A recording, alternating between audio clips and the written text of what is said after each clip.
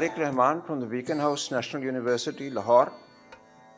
Today, the theme I have is humor in relation to the rival in Ghalib's poetry.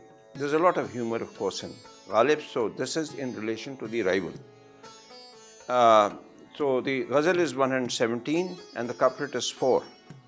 रात के वक्त मैं पिए साथ रकीब को लिए आए वो यहाँ खुदा करे पर न करे खुदा के यूं.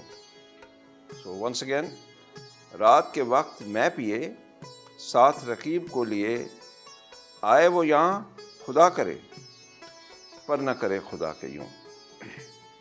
मैं is of course wine, alcoholic drinks. Raqib is rival in love, and the English meaning is at night and intoxicated with wine along with the rival. That she should come here, please God, yes, but like this, please God, not like this. So the situation is, of course, with Ghalib's characteristic humor, the arrival of the beloved at the lover's house at night and intoxicated with wine is something which the lover earnestly prays for, longs for. In that condition, he feels he can express his love for her, and maybe she would relent and bestow her favors upon him. But if she comes in this condition with the rival, he is horrified to think that the rival might have taken advantage of her. So this is obviously the situation is full of humor, and this is Ghalib's special touch. The beloved sometimes is shown to be drinking. This is a theme in the ghazal, sub-theme. But sometimes she does drink, but she may be shy to do so in front of the lover. And here is a couplet by Sayyid Ali, who wrote under the nom de plume of Ghamgeen Dehelvi, and it is जाम लेकर मुझसे वो कहता है अपने मुंह को फेर. जाम लेकर मुझसे वो कहता है अपने मुंह को फेर. रूबरू यूं तेरे मैं पीने से शर्माते हैं हम. रूबरू यूं तेरे मैं पीने से शर्माते हैं हम. The English translation of which is, taking the goblet of wine from me, she says, turn your face to face with you, I am shy of drinking wine. So she does drink, but she says that she is shy of drinking in front of him. Another humorous couplet, which is not by Ghalib, but then, as I said, other people have also written couplets like this. Okay, یہ سب اردو میں. تو یہاں پہ یہ ہے کہ رقیب کے بارے میں طنز و مزاح کے اشعار ہیں چند. تو ایک تو یہ ہے کہ رات کے وقت میں پیے ساتھ رقیب کو لیے آئے وہ یہاں خدا کرے پر نہ کرے خدا کے یوں. یعنی اب یہ میں تو آپ کو معلوم ہے شراب کو کہتے ہیں, رقیب جو ہے وہ عدو بھی اس کو کہتے ہیں, اس کو دشمن بھی کہتے ہیں, وہ رقیب ہے عشق میں. تو بات یہ ہے کہ وہ اب رات کا وقت ہے. اب یعنی حالات دیکھیں کہ غالب نے کس کے بارے میں لکھا کہ وہ تو عاشق, ہر عاشق چاہتا ہے کہ معشوقہ جو ہے وہ رات کے وقت شراب پی کے آئے اس کے پاس. اب اگر شراب پی کے آئے گی تو ظاہر ہے کہ وہ اس وقت اظہار کر سکتا ہے اس سے عشق کا, اور یہ بھی ممکن ہے کہ وہ اس کے اوپر کچھ اپنی مہربانیاں بھی کرے, یعنی اس کو موقع دے پاس آنے کے. اچھا, یہ بھی ہو سکتا ہے. لیکن یہاں پہ حالات اور ہیں. یہاں پہ حالات یہ ہے کہ وہ یعنی آئے وہ یہاں, لیکن غالب کہہ رہے ہیں خدا نہ کرے کہ وہ آئے اور رقیب کے ساتھ آئے, کیونکہ اگر رقیب کے ساتھ آئی ہیں تو پھر تو یہ بھی ہو سکتا ہے کہ رقیب کے اوپر عنایتیں اسی طرح کی نوازشیں پہلے ہی ہو چکی ہوں, تو غالب نہیں چاہتے کہ رقیب کے ساتھ آئے. تو یعنی ایک بہت ہی طنز و مزاح والی کیفیت ہے اس شعر کے اندر.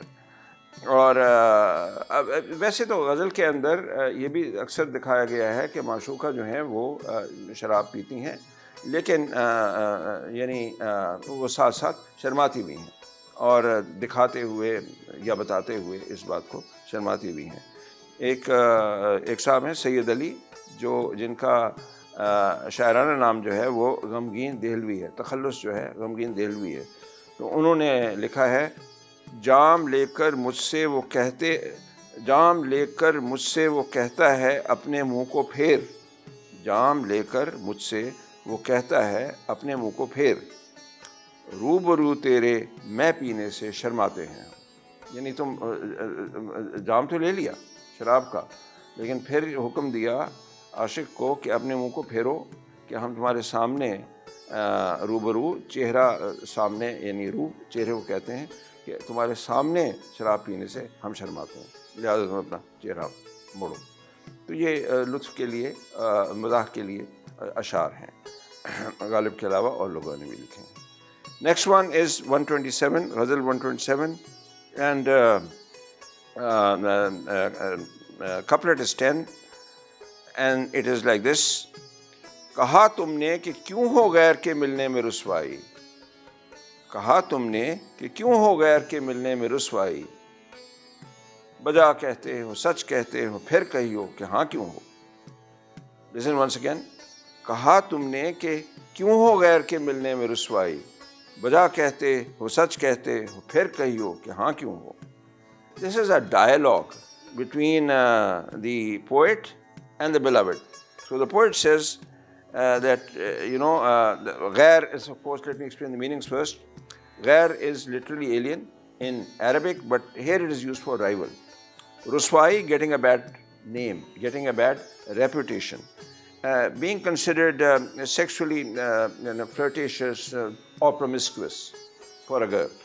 So the literal translation is, you said, why should one gain notoriety as a wayward beauty by meeting the rival?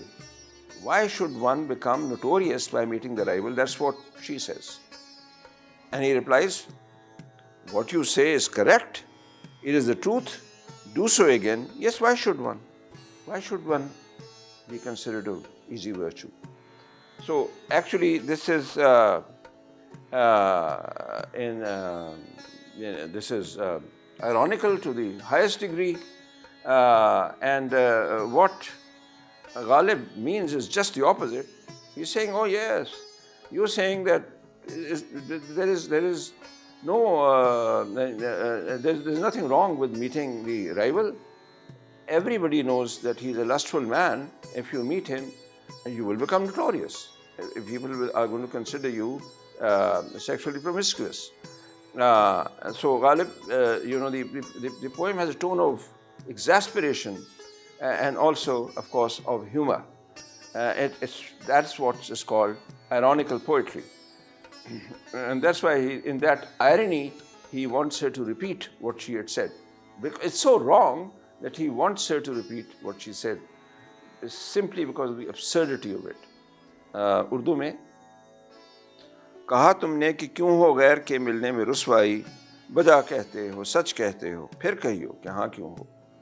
تو یعنی غیر جو ہیں، حریف جو ہے، جو غالب کے یا شاعر کے اسی عشق میں جو رقیب ہیں، ان کے ملنے میں اس نے کہا، معشوقہ نے کہا کہ ان کے ملنے میں رسوائی کیوں ہو، ہم بدنام کیوں ہوں. بھلا بھائی لوگوں سے ملنے سے ہم کیوں بدنام ہونے لگے. تو شاعر نے کہا کہ ہاں ٹھیک ہے، بجا کہتے ہو سچ کہتے ہو پھر کہیو کہ ہاں کیوں ہو. تو یہ ہے کہ شاعر نے یہ کہا کہ یہ بات ایسی ہے، اس قدر یعنی حیران کن بات ہے کہ بھائی رسوائی تو ہوگی ہی. اب میں سمجھاؤں کیسے کہ کس طرح ہوگی. سب کو معلوم ہے کہ وہ شخص جس سے آپ مل رہی ہیں وہ یعنی ہوس کا مارا ہوا ہے، اور ہوس کے وجہ سے تم سے ملتا ہے، اور تم حسینہ ہو تو رسوائی تو ہوگی پھر. تو اس لیے انہوں نے اور کچھ نہیں کہا. یہ نہیں کہا کہ رسوائی ہوگی، بس یہی کہا کہ ہاں تم ٹھیک کہا پھر سے کہنا. یعنی یہ ایک طرح کی یعنی طعنہ ہے، یعنی طعنہ دیا ہے.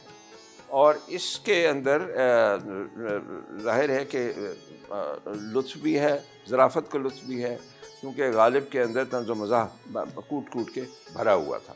तो ये उस किस्म का शेर है, बजा कहते हो, सच कहते हो, फिर कहियो कि हाँ क्यों हो। Next one which is Ghazal 117, couplet 6,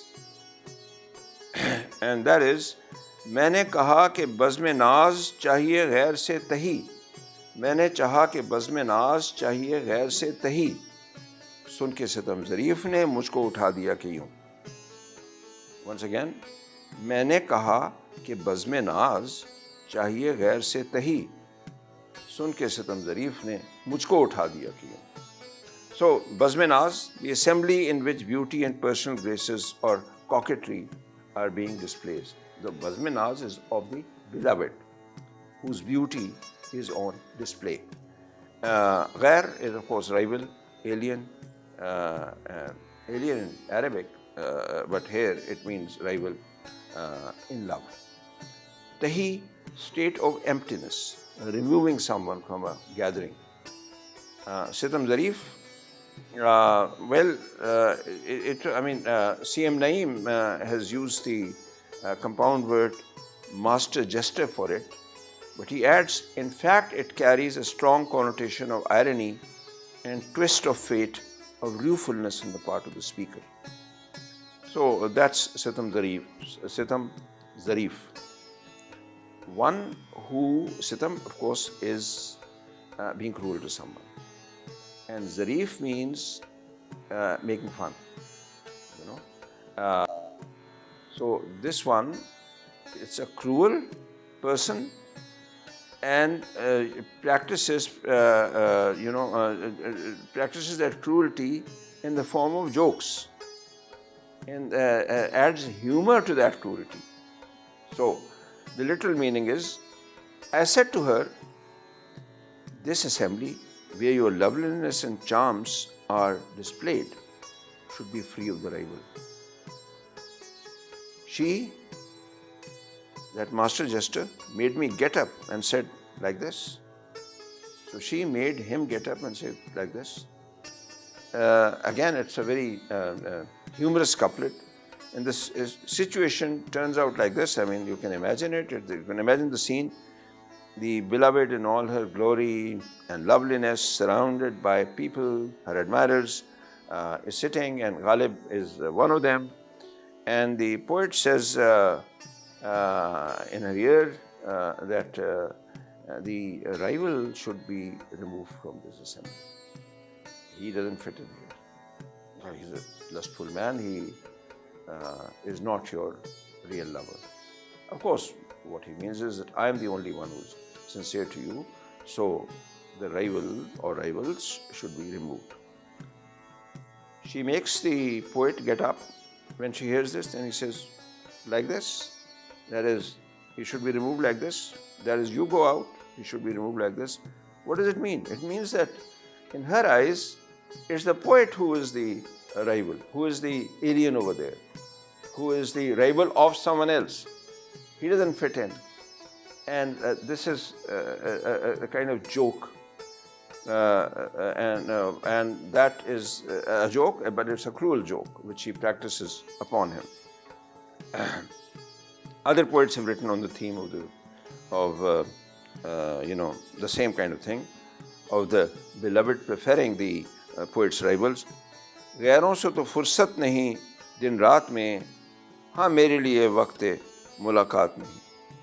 Lala Madhav Ram Johar has said this, and he said, गैरों से तो फुर्सत नहीं दिन रात में, हाँ मेरे लिए वक्त मुलाकात नहीं. You are never free, being busy with the rivals night and day. Oh yes, for me, it is true, you do not have time for a meeting. So people have said this, and I mean this is one of the themes of Urdu poetry, that the beloved is actually, she prefers the poet's rivals. Faraz, Ahmad Faraz, also describes the mental condition of the hypothetical beloved of the present age when confronted with the choice of the poet. In this case, she loves him, but then she is confronted with the choice of marrying him or being with him, and a rich person who can give her comfortable life.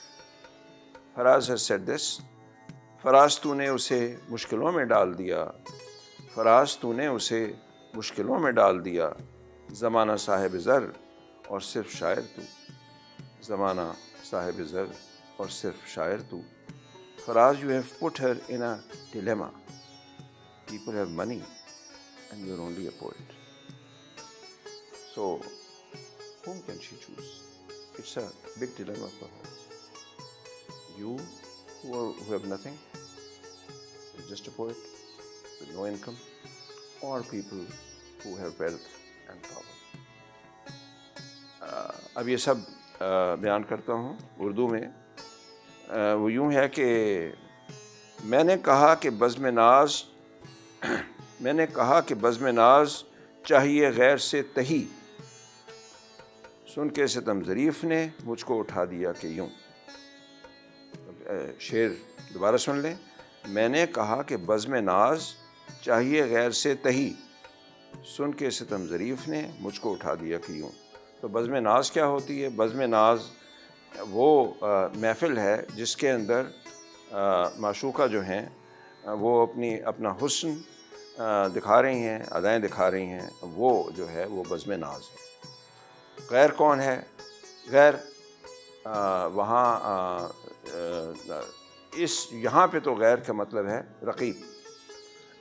تہی خالی کر دینا، یعنی کسی کو اٹھا دینا، جگہ سے غائب کر دینا کسی چیز کا، اس کو کہتے ہیں تہی. ستم ظریف تو معنی تو یوں بنتے ہیں کہ جو ستم کرے. ستم یعنی جو کسی کے ساتھ سخت دلی سے پیش آئے. ٹھیک ہے، اس کو ستم کہتے ہیں. اچھا، یعنی سختی کرے. اچھا، ظریف ظرافت یعنی ایک طرح سے جس میں ہنسی ہوتی ہے، طنز و مزاح ہوتا ہے، وہ ہوتی ہے ظرافت. تو ستم ظریف